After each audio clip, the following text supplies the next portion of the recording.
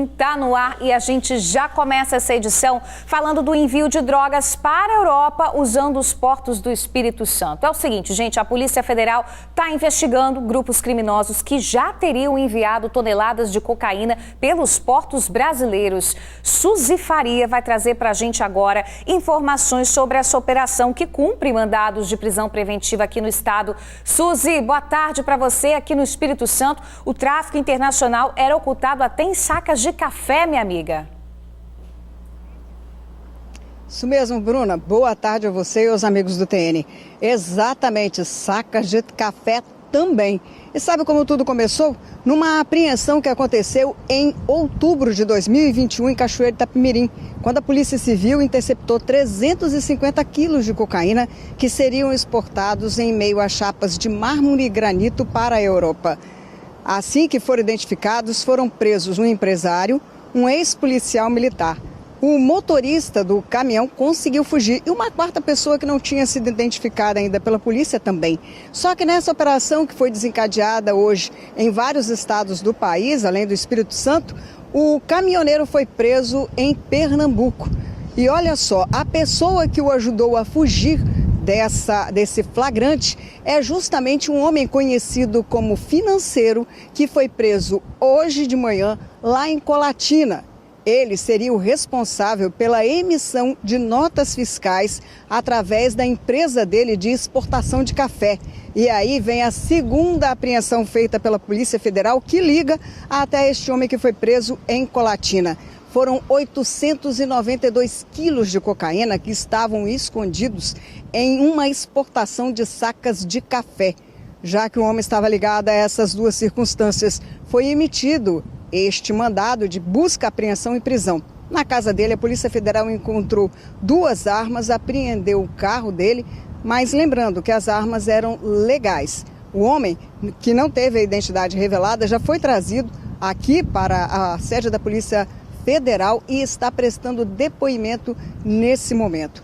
Mas toda essa operação aí, quem está acompanhando é o delegado Vitor dos Santos Baptista, que vai falar, explicar melhor para a gente como estão sendo conduzidas essas investigações que ligam os traficantes capixabas a um importante narcotraficante mundial.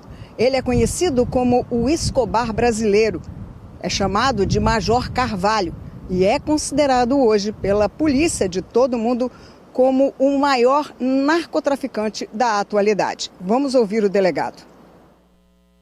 O Major Carvalho ele é considerado na atualidade o principal narcotraficante na atividade e ele conduziu diretamente essas operações.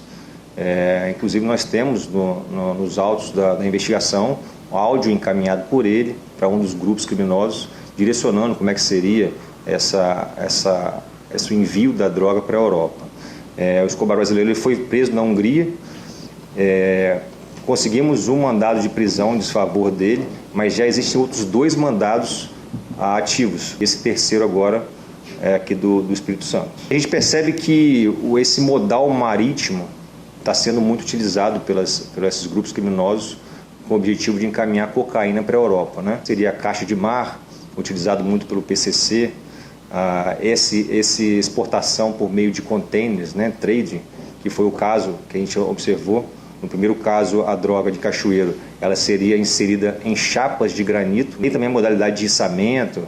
Enfim, esses grupos se utilizam bastante desse modal marítimo. E Vitória, por ser área portuária, está sendo muito explorada nesse sentido. E nosso objetivo é justamente combater essa atuação criminosa na região.